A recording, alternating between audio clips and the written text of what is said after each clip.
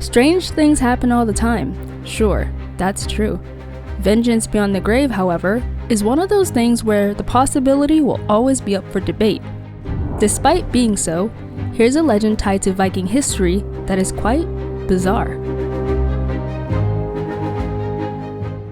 The battle for land and power has been among mankind for as long as history has told us, but one battle would leave its victor succumbing to his enemy almost as suddenly as he defeated him.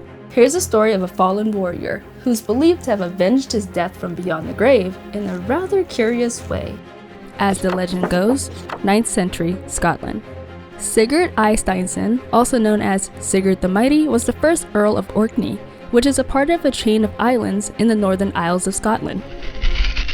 One day, while on a mission to establish a stronghold in Moray, Scotland, Sigurd encountered a man named Mael Bricty the Bucktooth, because, well, he had a bucktooth, who was a local magnate of the territory Sigurd desired.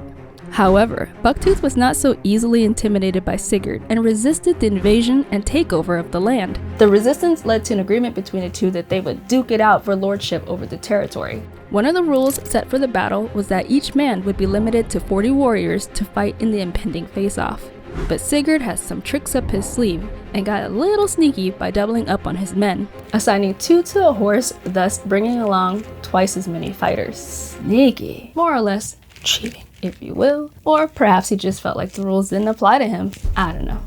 As you could imagine, it's likely that Bucktooth was pretty surprised by this and was probably very pissed. But by the time he could do anything about it, he was already in too deep, and the swords were swinging, bodies were falling, blood was spilling left and right, and before he knew it, it was lights out. Outnumbered, Bucktooth and his army lost the battle to Sigurd.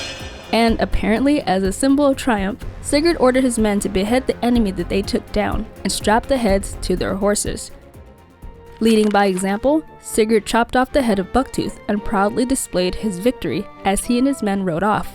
At some point in their journey back from whence they came, Sigurd would simply, no pun intended, brush up against a stroke of bad luck when the head of his dead foe would have the final strike of the battle.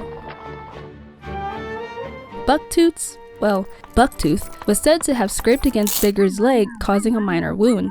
It's believed that Sigurd likely thought nothing of it, but with time, the wound would become so severely infected to the point that Sigurd ultimately died from it, leading many to believe that this was Bucktooth avenging his death from beyond the grave. Imagine that! Though this story is a legend passed down from generation to generation, it's part of a set of legends that form the backbone of Orkney's Viking heritage. Whether it's fully intact or loosely held together, it's certainly a bizarre story with some key takeaways, such as, play fair, or it will come back and bite you in the leg in this case. The moral of the story, at least to me it is that karma sure is a